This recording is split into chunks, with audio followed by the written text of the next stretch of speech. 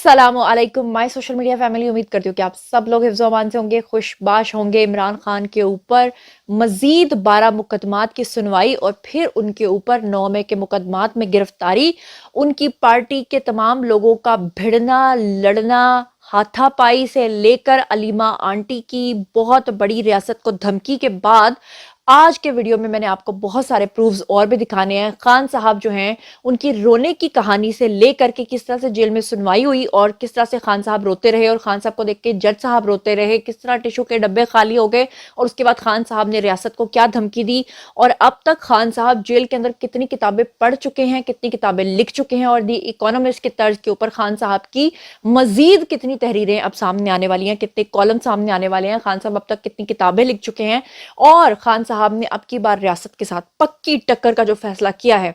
खास तौर पे आप लोग किसी भी दिन देख सकते हैं कि खान साहब की तकरीर सामने आ सकती है जिसके बारे में वो खुद फरमा रहे हैं। इन तमाम चीजों की तफसीलात से आपको आगाह करूंगी। बहुत सारी खबरें और भी आपके साथ शेयर करनी है, तो चलिए जनाब बिना टाइम वेस्ट किए शुरू करते हैं आज का वीडियो। और सबसे पहले मैं आपको ये बता दूं कि इमरान खान का 9 मई से मुतल्लिक 12 मुकदमात के अंदर 2 रोजा जिस्मानी रिमांड जो है वो फाइनली मंजूर हो गया है। और इसकी तफसीलात क्या हैं उससे भी मुतालिक मैं आपको बता देती हूँ कि इंसदाद दहशतगर्दी की जो अदालत है उसमें जज मलिक एजाज आसिफ है जी, उन्होंने बेसिकली अडयाला जेल रावलपिंडी में 9 मई से मुतल्लिक जो कुछ इमरान खान ने 9 मई के हवाले से किया था उसमें 12 मुकदमात की समाअत की और दौरान समाअत जो है वो इमरान खान को अदालत के अंदर पेश किया गया, जबकि तमाम 12 मुकदमात के जो है वो SHOs भी वहां पर मौजूद थे विद रिकॉर्ड। यानी कि जितने भी उन 12 मुकदमात के SHOs थे उनके पास तमाम फुटेजेस थी, उनके पास जो है वो तमाम तरह के शवाहिद थे, सबूत थे। अब जनाब आप ये देखिए कि 30 दिन की इस्तदा की गई कि आप जो है वो रिमांड दे दीजिए, लेकिन अदालत ने जो है वो क्या किया कि जिस्मानी रिमांड की इस्तदा पे फैसला जो है वो महफूज कर लिया, जबकि बानिया PTI के जो वकला हैं उन्होंने जिस्मानी रिमांड की मुखालफत की। उन्होंने कहा जी जिस्मानी रिमांड नहीं देना चाहिए। अब यहां पर मैं आपको ये भी बता दूं कि अदालत ने पुलिस को बानी PTI यानी कि जो हैं उनको अडयाला जेल में ही तफ्तीश करने का हुक्म दिया, क्योंकि पहले कहा गया था कि कहीं और पे हो सकती है तफ्तीश, लेकिन फिर कहा गया कि अडयाला जेल के अंदर ही उनकी तफ्तीश होगी। अदालत ने 11 जनवरी को मुकम्मल तफ्तीशी रिपोर्ट पेश करने का हुक्म भी दिया और जितने भी मुकदमात हैं उनकी मजीद समाअत जो है वो 11 जनवरी को सुबह 10 बजे अडयाला जेल के अंदर जो है वो होगी। उसकी टाइमिंग भी मैंने आपको बता दी है।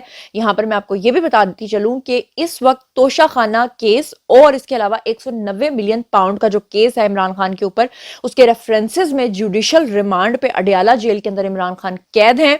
और गुज़श्ता दिन आपको ये भी पता होगा कि इमरान खान जो है वो साइफर केस में उनकी रिहाई की रूबकार जो है वो जारी भी की गई थी और सानहा 9 मई के अंदर इमरान खान ने GHQ के ऊपर जो हमला किया है उस केस के अंदर कभी भी स्टैब्लिशमेंट उनको मुआफी नहीं देने जा रही। एक तरफ हमाद अजहर से लेकर तमाम लोग ये कह रहे हैं कि इमरान खान 15 जनवरी को छूटने वाले हैं, बाहर निकलने वाले हैं, रिहा होने वाले हैं। जबकि मैं आपको तफसीलात से अगर आगाह करूं तो मैं आपको ये बताऊं कि रावलपिंडी की जो इंसदाद दहशतगर्दी अदालत है उसमें जो जज मलिक एजाज हैं उन्होंने केस की सबसे पहले समाअत की थी और इस सिलसिले में उन्होंने इमरान खान को अदालत के अंदर तलब किया हुआ था।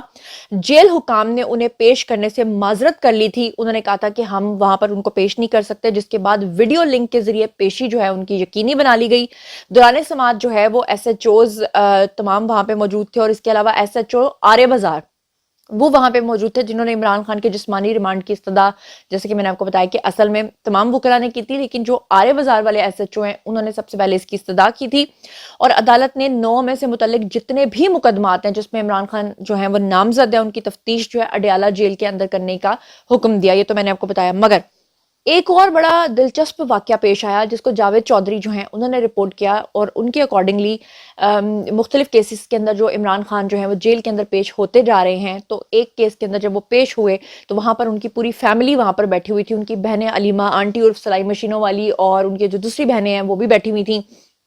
इमरान खान जो हैं पहले वो जज साहब के साथ मुखातिब हुए और मुखातिब होने के बाद जब उनको लगा कि अब मेरी मजीद यानी कि मुझे अब इसमें रिलीफ नहीं मिलेगा, जितना मुझे डिले कर सकती थी अदलिया मुझे इतनी सहूलत दे सकती थी उन्होंने मुझे दे दी और अब इसके बाद मेरी बचत के इम्कानात जो हैं वो बहुत कम दिखाई देते हैं। तो इमरान खान ने जनाब क्या किया कि वहां पर फूट फूट कर रोना शुरू कर दिया। پہلے تو لوگوں نے ان کو نوٹس نہیں کیا کیونکہ ان کی آنکھوں سے پہلے صرف آنسو نکلے. اس کے بعد عمران خان جو ہیں وہ وہاں سے اپنی بہنوں کے پاس گئے اور وہاں جا کر ان کے پاس کھڑے ہوئے اور اپنی بہنوں کو جب انہوں نے مل لیا تو اس کے بعد عمران خان جو ہیں وہ زیادہ رونے لگے. اور جب وہ زیادہ رونے لگے تو ہوا کیا کہ وہاں پر ایک آفیسر تھے جو کہ اندر گئے اور وہ اپنے ساتھ ٹیشو کا ایک ڈبہ باہر لے کر آئے اور وہ ڈبہ لا کر انہوں نے عمران خان کے سامنے پیش کیا کہ آپ اپنے آنسو شریف جو ہیں وہ ان ٹیشو سے صاف کیجئے. یہ نہیں ان کو کہا گیا کہ ہتھا نالی پونج لو تے قمیض نالی پونج لو.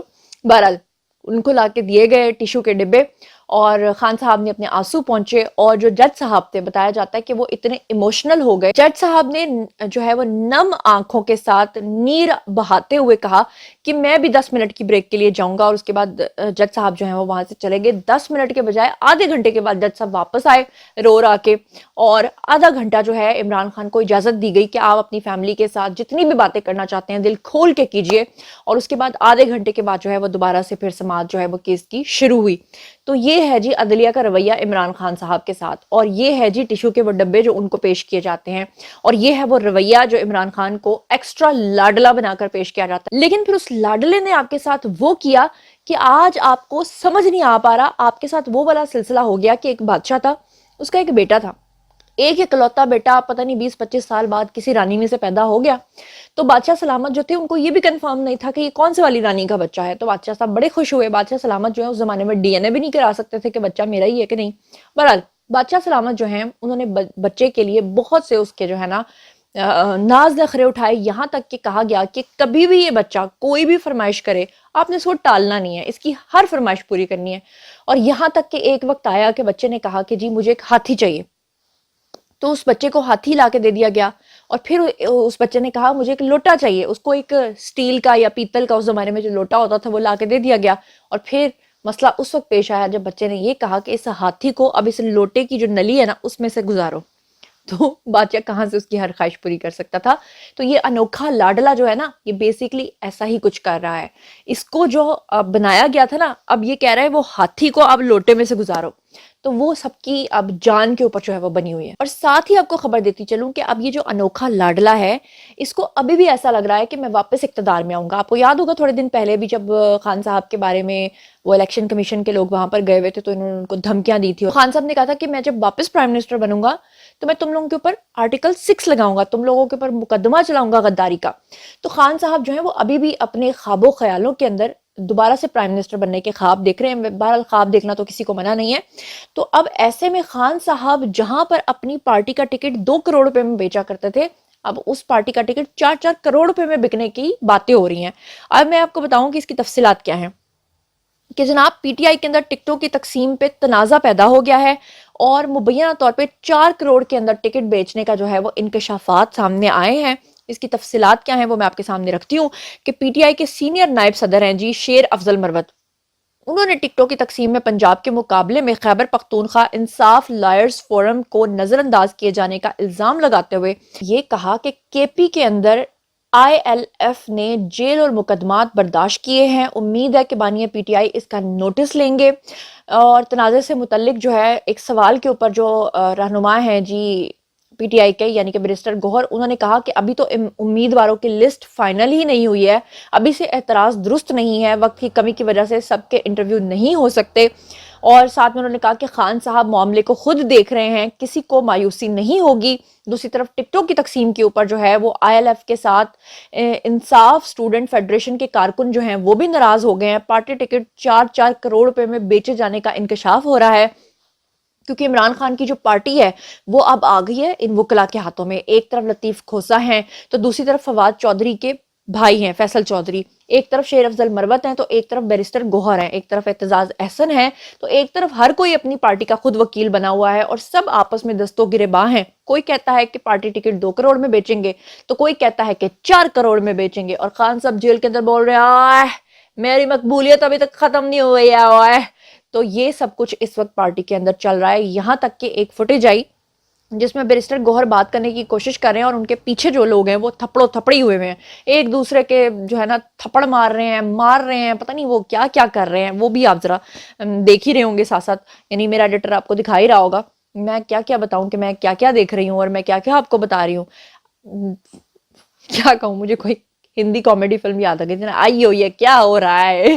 بہرحال چلتے ہیں جی اگلی خبر کی طرف. اچھا جہاں اتنی مزیدار خبریں میں نے آپ کے ساتھ شیئر کر ڈالی ہیں، وہیں پر میں آپ کو یہ بھی بتا دوں کہ ایک گدا گاڑی والا جو اس وقت اسکرین کے اوپر آپ کو نظر آ رہا ہے، اس نے اپنے کاغذات نامزدگی جمع کروا دی. اور جب اس سے پوچھا گیا کہ اچھا تم کیوں آنا چاہتے ہو اسمبلی میں، اور اگر تم اسمبلی میں پہنچ جاتے ہو تو تم کیا کارنامہ دکھاؤ گے، کیا کرو گے، تو اس نے کہا میں وہاں آ کر خوچے پیسے بناؤں گا.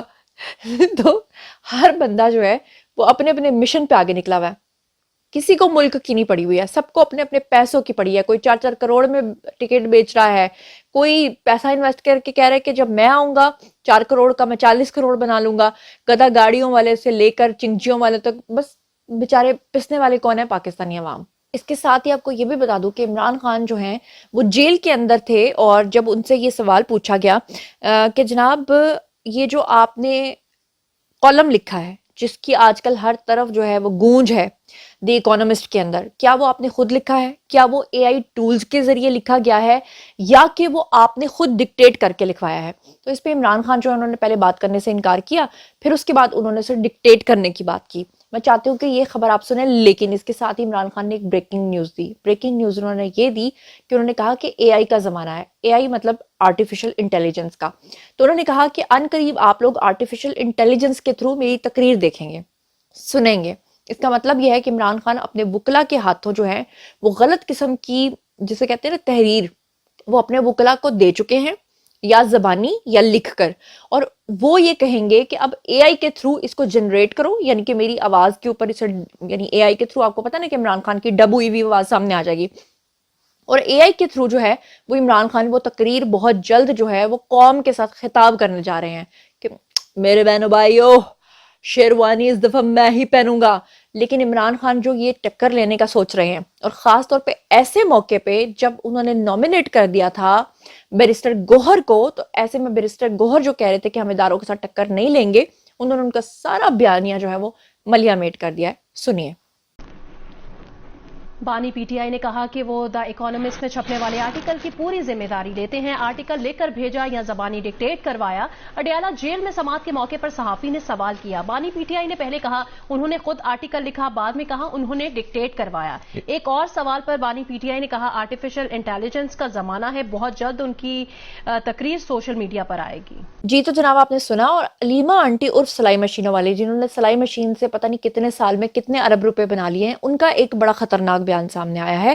اس میں انہوں نے دھمکی دی ہے. انہوں نے کہا کہ عمران، جو اسکرین پہ ابھی آپ کو نظر آ رہا ہے، انہوں نے کہا کہ عمران خان نے دی اکانومسٹ میں آرٹیکل لکھ کر سب کو پریشان کر دیا.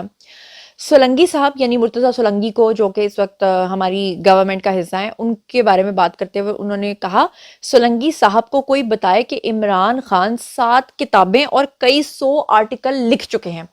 کبھی جو ہیں وہ کہتی ہیں کہ جیل کے اندر عمران خان نے اب تک 100 کتابیں پڑھ لی ہیں.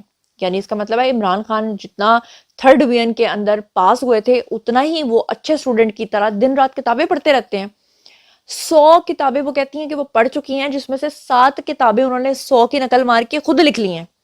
اور وہ 7 کتابیں جو 100 پڑھ کے ان کے ذہن میں آئی ہوں گی، اس کو انہوں نے لکھ لیا ہے. وہ 7 کتابیں جو ہے باہر نکل کر ان کی آ جائیں گی مارکیٹ میں، اور پھر جو ہے نا اس کو کیا جائے گا کہ جناب پبلش کیا جا رہا ہے.